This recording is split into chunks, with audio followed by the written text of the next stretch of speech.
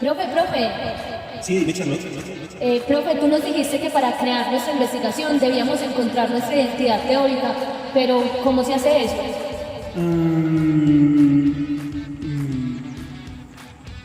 ¿Qué clase de cosa es una identidad teórica? Bienvenida, bienvenido a esta exploración. Hoy nos metemos de lleno en la historia y la naturaleza del trabajo social. Vamos a apoyarnos en un capítulo académico que la verdad es muy revelador. Historia del trabajo social de Solisco, González Martelo y González Otero. Nuestra misión aquí, bueno, es intentar ir un poco más allá de esa idea quizá superficial, ¿no?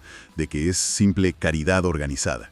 Queremos entender cómo, y yo diría sobre todo por qué, surgió esta profesión. Veremos sus raíces globales, cómo se desarrolló en Latinoamérica y más específicamente en Colombia. Y cómo todo esto se conecta con los grandes cambios sociales, económicos. Efectivamente. Y yo creo que entender esta historia no es solo mirar al pasado por mirar, ¿sabes? Nos da claves que son fundamentales para situar el trabajo social hoy. Sus retos, que son constantes, y su potencial real para transformar. Los autores buscan justo eso, reforzar la disciplina, conociendo bien sus bases, ¿no? Las históricas, las teóricas. Perfecto. Pues venga, para empezar a situarnos un poco, ¿qué es hoy el trabajo social? ¿Cómo lo definimos? La Federación Internacional da una definición bastante completa, creo. Dice que es una profesión que impulsa el cambio social, el desarrollo, la cohesión y también el fortalecimiento y la liberación de las personas. Todo basado en principios como la justicia social, los derechos humanos. Suena ambicioso. Sí, lo es. Y para captar esa ambición es muy útil una perspectiva que citan los autores, la de Yamamoto. Ella habla de 3 dimensiones, digamos, interconectadas, que no se pueden separar. Está la teórico-metodológica, que sería el saber, ¿no? El conocimiento. Luego la técnico-operativa, el hacer, la práctica concreta, la intervención. Y la tercera, la ético-política, que responde al por qué y para quién hacemos lo que hacemos. Y reconociendo algo clave, que la neutralidad en lo social, pues, no existe, es imposible. Esa dimensión ético-política ya nos saca de una visión puramente técnica, ¿no? O solo de ayuda. Vale, pues vamos a desgranar los orígenes entonces. Hay una idea, yo creo que bastante extendida, que el trabajo social es como la evolución natural de la ayuda mutua, la caridad de la Iglesia, la filantropía. Pero el texto es bastante crítico con eso, ¿verdad? La llama visión endógena, citando a Montaño, como si la profesión se explicara mirándose a sí misma, nada más. La ayuda, la caridad. Son distintas cualitativamente. Pertenecen más, digamos, al ámbito moral o religioso, a la vocación de cada uno. Pero no son por sí mismas la base para que surja una profesión como tal. Una profesión estructurada, con sus saberes, sus métodos, su lugar en la sociedad. Lo que argumentan los autores, y siguen a pensadores importantes en esto, es que el origen del trabajo social como profesión está ligado, pero directamente, a la aparición y consolidación de la sociedad capitalista. Ajá. Ahí es donde la cosa se pone interesante de verdad. O sea que no es solo ayudar, sino que está vinculada a un sistema económico muy concreto. Y el texto, citando a Neto, va incluso un paso más allá. Conecta su aparición no solo con el capitalismo así en general, sino con una fase muy específica, la monopolista, allá por finales del siglo XIX. ¿Por qué esa fase en concreto? ¿Qué tenía de especial? Claro, para entender eso hay que recordar la gran contradicción que tiene el capitalismo desde el principio. La producción se vuelve cada vez más social, o sea, implica a muchísima gente trabajando junta, pero la apropiación de lo que se produce, de la riqueza, sigue siendo privada. Y esto, pues, inevitablemente que genera acumulación de riqueza por un lado y al mismo tiempo producción y reproducción de pobreza por el otro. Marx lo dijo de forma muy gráfica, y lo cita Borón en el texto, que el capitalismo llega al mundo chorreando sangre y barro. La fase monopolista, con las grandes empresas, la concentración de capital, una clase obrera más grande, más organizada, pues intensificó brutalmente estas contradicciones. Y de ahí, de esa intensificación, surge lo que se llama la cuestión social. La cuestión social. ¿Qué abarca exactamente ese concepto? ¿A qué se refiere? Pues es, digamos, el conjunto de problemas políticos, sociales, económicos que nacen cuando se consolida la clase obrera industrial. Hablamos de condiciones de trabajo inhumanas, de vida también, pobreza masiva en las ciudades, la gente hacinada, enfermedades, falta de derechos. El texto menciona la descripción que hizo Engels de Inglaterra a mediados del 19. Hablaba de una auténtica guerra social. Los trabajadores pobres estaban entre la espada y la pared, o aceptaban sueldos miserables, o robaban, o se morían de hambre. La situación era explosiva, vamos. Claro. Ante un panorama así, me imagino que el Estado no podía simplemente mirar para otro lado, ¿no? No, no podía si quería mantener el sistema, claro. Tuvo que intervenir. Y por varias razones que están conectadas. Por un lado, para garantizar unas condiciones mínimas, ¿no? Para que la gente sobreviviera y para evitar estallidos sociales que pusieran en peligro todo. Por otro lado, y esto es muy importante, para asegurar la reproducción de la fuerza de trabajo. O sea, que los obreros pudieran seguir trabajando y tuvieran hijos que también trabajaran en el futuro. Y además, para mantener un cierto nivel de consumo, que también lo necesita el propio mercado capitalista. Entonces, las políticas sociales, los seguros de enfermedad, de vejez, de desempleo, etc., surgen en ese contexto. Son la forma en que el Estado intenta gestionar esa cuestión social, mediando, de forma conflictiva siempre, entre los intereses del capital y las demandas de los trabajadores. Y es justo ahí, en la aplicación de esas políticas, donde el trabajo social encuentra un espacio, una función social concreta, objetiva. Entiendo. Entonces, si nace en ese contexto, gestionando la cuestión social desde el Estado, podríamos decir que el trabajo social, al principio, tenía también una función de control social, se puede decir así. Esa es una de las tesis fuertes que defienden los autores, sí. Se basan en pensadores como Nettu, Yamamoto, Montaño. Argumentan que la función principal del trabajo social en sus inicios estaba ligada a reproducir la fuerza de trabajo, ¿sí? Pero también a reproducir las relaciones sociales que ya existían y la ideología dominante. Buscaba, adaptar a los individuos, a las familias de clases populares, a lo que exigía el orden capitalista. Y eso explicaría por qué históricamente estuvo vinculado a proyectos conservadores, muchas veces religiosos, y por qué tenía ese carácter inicial tan educativo, moralizante, incluso disciplinario. Abreu, que la citan en el texto, habla de una pedagogía de la ayuda y una pedagogía de la participación, que estaban en ese momento al servicio de esas ideas dominantes. Eso choca un poco con la imagen más idealizada que a veces se tiene de la profesión, ¿no? Como algo puramente altruista. ¿Choca? Claro que choca. Pero es fundamental entenderlo para ver la complejidad de la profesión, sus tensiones internas, ya desde el principio.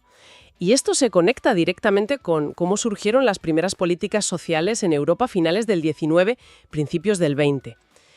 Como señalan Bering y Boschetti, no fueron un regalo del Estado porque sí, fueron en gran medida conquistas arrancadas por las luchas obreras, por la presión de los movimientos sociales. Pensemos en las leyes de seguros sociales en Alemania con Bismarck o en Inglaterra. Fueron respuestas a esa presión social, intentos de enterrar a la clase obrera, de desactivar su potencial más revolucionario. El liberalismo clásico, la idea esa del laissez-faire, de que el Estado no intervenga, pues demostró que no funcionaba. El Estado tuvo que asumir un papel activo para regular y garantizar que el propio orden social capitalista se pudiera reproducir, como apunta Graneman. Hablando de esos inicios concretos, la primera escuela de trabajo social dices que se funda en Ámsterdam, en 1899. Es curioso, ¿no? Porque el texto dice que Holanda no era precisamente donde las contradicciones del capitalismo eran más fuertes en ese momento. Es curioso, sí. Parece que fue resultado de una mezcla particular de factores allí. Por un lado, había fuerzas políticas, a menudo conservadoras y también religiosas, que reaccionaban contra esa idea tan extendida entonces, de que la pobreza, el sufrimiento, eran algo como natural, inevitable. Lo cita Mois. Y por otro lado, como indica Manrique, también influyó el interés de la Iglesia católica. Quería mantener su influencia social en un momento en que el Estado se hacía más fuerte, más laico.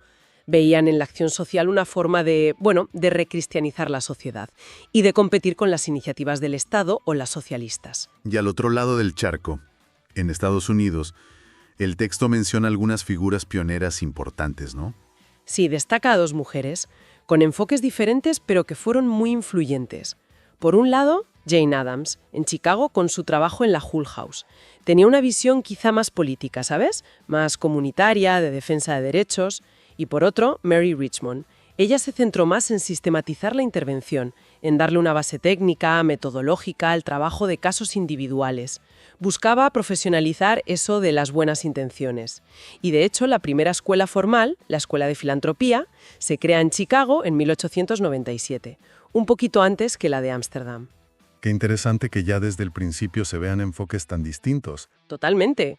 Había corrientes más técnicas, otras más pegadas a las iglesias, otras con un enfoque más político, otras puramente de asistencia, incluso algunas con influencias muy claras de la medicina o con un carácter de control social más explícito. Comprender toda esa diversidad de raíces es vital, sobre todo para entender cómo estas ideas, que nacieron en Europa o Norteamérica, en contextos muy específicos, luego se trasladaron y se adaptaron, o a veces se impusieron, en América Latina, que es una región con su propia historia, sus problemas específicos y una relación muy compleja, a menudo colonial o neocolonial, con esos centros de poder. Pues demos ese salto, entonces. ¿Cómo aterrizaron estas ideas en Latinoamérica? ¿Cómo se manifestó allí la profesión? Pues, a ver, el proceso de industrialización, que en muchos países de Latinoamérica coge fuerza entre los años 30 y 50 del siglo XX, impulsó también la necesidad de crear ciertas políticas sociales de bienestar, aunque, como señalan varios autores que citan, de forma muy desigual, muy fragmentada y a menudo con un carácter más de parche, ¿no? Más paliativo que transformador. La primera escuela de la región surge en Chile, en 1925, y es muy revelador quién la impulsó. Fueron médicos, como el doctor Alejandro del Río. Lo que buscaban era formar ayudantes, así las llamaban, que complementaran su trabajo sanitario, que hicieran visitas a domicilio, que educaran en temas de higiene, que supervisaran tratamientos. Alayón y otros lo llaman una formación paramédica. Qué curioso esa conexión inicial con la medicina, ¿no? Como una extensión del brazo sanitario para llegar a la comunidad. Exacto. Y a Chile les siguieron rápido otros países. La tabla 2 del texto, aunque no la veamos aquí, muestra esa expansión tan rápida. Argentina en 1930. Y luego, en 1936, ¡boom!, aparecen escuelas en Colombia, en Brasil, en Venezuela. Y al año siguiente, 1937, en Perú, en Uruguay. En poco más de 10 años, la profesión se institucionaliza académicamente en gran parte del continente. Y al principio a estas profesionales, porque eran casi todas mujeres, se las conocía como visitadoras sociales. Vale. Centrémonos ahora en Colombia.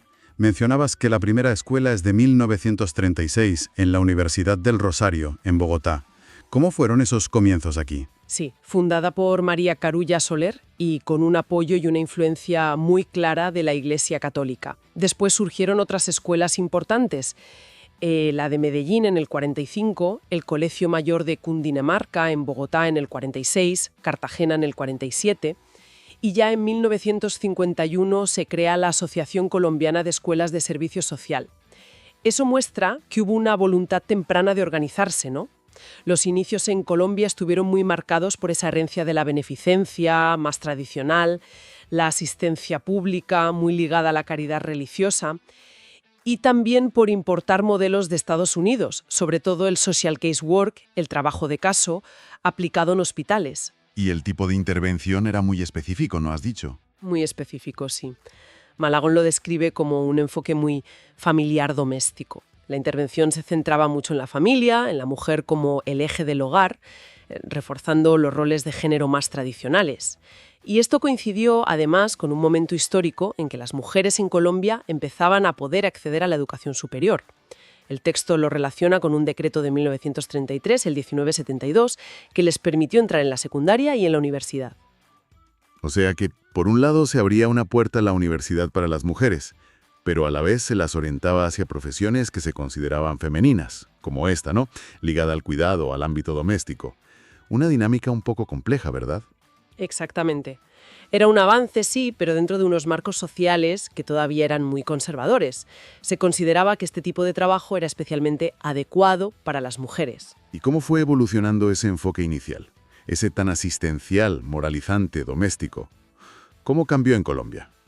Pues el texto, basándose en clasificaciones como la de Alayón y la info de la tabla 3, describe varias etapas clave.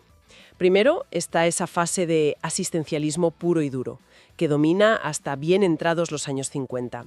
El énfasis está puesto en adaptar al individuo, en la moral, en promover la resignación ante la pobreza o la desigualdad, vistas casi como algo inevitable, ¿no? No se cuestionaban las estructuras sociales que generaban esos problemas. Pero esa visión empieza a cambiar, supongo. Sí, en los años 50 y 60 entra con mucha fuerza la etapa que llaman del cientificismo. Está muy influida por las ideas del desarrollismo, ¿sabes?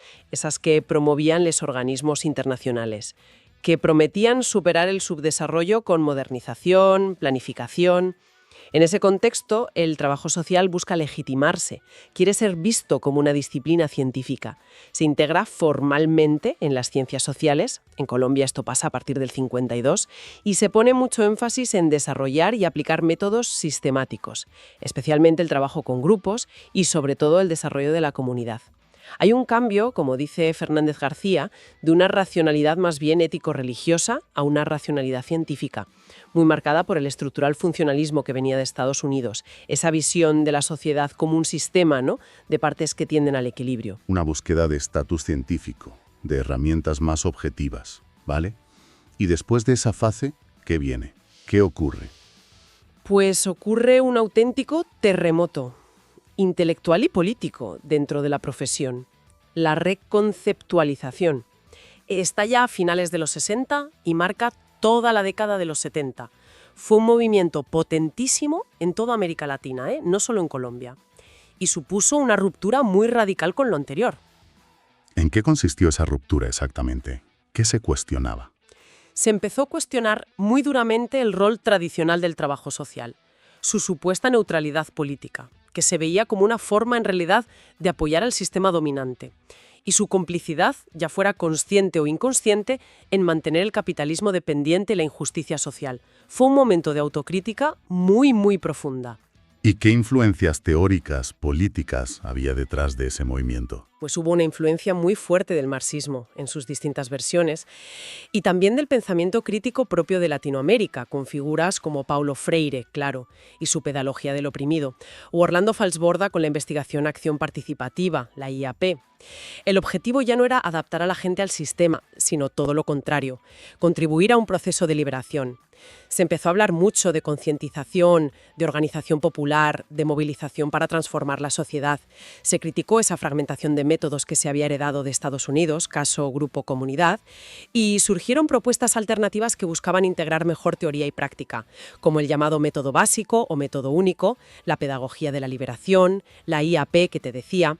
El trabajador social empieza a verse a sí mismo, o al menos aspira a ser, un agente de cambio al servicio de las clases populares. Me imagino que eso tuvo que generar debates intensísimos en Colombia. Era un giro de 180 grados respecto a los orígenes, ¿no? Tan conservadores y asistencialistas. Intensísimos. Fue una época de una efervescencia tremenda. Se creó el Consejo Nacional para la Educación en Trabajo Social, el CONETS, en 1965. Y fue un espacio clave para todos estos debates. Se organizaron seminarios nacionales muy importantes. La tabla 1 del texto recoge los principales, donde se discutían todas estas nuevas ideas. Y en 1966 se fundó la Federación Colombiana de Trabajadores Sociales. Fue un momento, digamos, fundacional para el trabajo social crítico en el país. Fascinante esa etapa, la verdad, de ruptura, de búsqueda de un rol más transformador. ¿Y qué pasa después? ¿Cómo evoluciona la profesión en Colombia desde los 80 hasta hoy, más o menos? Pues a partir de los 80, el contexto colombiano y latinoamericano en general vuelve a cambiar mucho, drásticamente. Entramos en la era de la apertura económica, las políticas neoliberales, el ajuste estructural. Pero también, en el caso colombiano, en una intensificación brutal del conflicto armado interno y un aumento de la pobreza, la desigualdad. En este escenario, que es tan complejo, tan contradictorio, el trabajo social ya no puede mantener esa unidad relativa que tuvo en la reconceptualización. Los enfoques se diversifican muchísimo. ¿En qué sentido se diversifican? ¿Qué nuevas líneas aparecen? Pues empiezan a ganar peso conceptos como el desarrollo humano sostenible, el ecodesarrollo, la perspectiva de género se vuelve fundamental, claro, la planificación participativa, el trabajo con víctimas del conflicto, la defensa de los derechos humanos. Hay como una ampliación de los campos donde se interviene y también de las miradas sobre los problemas sociales. Y supongo que a nivel teórico también hay más apertura, ¿no? Totalmente. Ya no es solo el funcionalismo o el marxismo como grandes bloques, se integran y se dialoga con otras perspectivas teóricas. La teoría de sistemas, que ayuda a ver las interconexiones, la teoría de la complejidad, que asume la incertidumbre, el caos en lo social, el interaccionismo simbólico, que se fija en cómo construimos significados al interactuar, la hermenéutica, que pone el foco en la interpretación, perspectivas críticas más actuales como la de Bourdieu, el construccionismo social, que subraya cómo la realidad social es una construcción. Se abandona bastante la idea de encontrar el método único y se apuesta más por enfoques flexibles, ¿sabes? Contextualizados, que combinen distintas herramientas según la situación concreta. Con toda esa diversidad, ¿se puede identificar alguna tendencia o algún objetivo que predomine hoy en día, según lo que plantea el texto? El texto sugiere que, a pesar de esa diversidad, sí hay una tendencia importante, una que busca orientar la intervención hacia la construcción de nuevas ciudadanías, ciudadanías más activas, más críticas, participativas, también hacia fomentar la conciencia social y democrática, y apoyar la formación de sujetos colectivos, grupos, comunidades, movimientos, que sean conscientes de sus derechos, de sus necesidades, y que sean capaces de organizarse y de cuestionar las imposiciones del sistema. Mencionan autores como Fernández García o Jiménez Delgado en esa línea, y se subraya mucho la vigencia y la importancia de mantener vivo el pensamiento crítico, citando a Gómez como una herramienta fundamental para no caer en ser un mero gestor de la pobreza o un aplicador sin crítica de las políticas. Menudo viaje. Recapitulando un poco, hemos pasado de esa idea inicial de caridad a descubrir un trabajo social que nace muy ligado a las complejidades del capitalismo, a la gestión de la cuestión social por el Estado. Hemos visto cómo pasó de funciones al principio más ligadas quizá al control social, a la moralización, a una fase de búsqueda de cientificidad, y luego esa sacudida tan potente y crítica de la reconceptualización en Latinoamérica, y finalmente, pues, esta diversificación de enfoques en las últimas décadas, pero con un hilo conductor importante, la búsqueda de la ciudadanía activa y el pensamiento crítico, sobre todo en Colombia. Exacto. Y si hay una gran conclusión que podemos sacar de esta lectura, de esta mirada profunda a la historia, es que entender todo este recorrido, con sus tensiones, sus contradicciones, sus vínculos con el poder, los debates internos, las transformaciones, no es un lujo académico, es absolutamente esencial para la práctica profesional hoy en día. Permite a quienes ejercen el trabajo social tener una mirada mucho más crítica, más reflexiva sobre su propio rol, sobre los límites y también sobre las potencialidades de lo que hacen y sobre la realidad social tan compleja en la que intervienen cada día. Les da herramientas para no ser simplemente ejecutores, sino profesionales conscientes y potencialmente más transformadores. Y para dejar una idea ahí resonando, el texto termina justo señalando eso, ¿no? La relevancia que sigue teniendo el pensamiento crítico en el trabajo social latinoamericano hoy.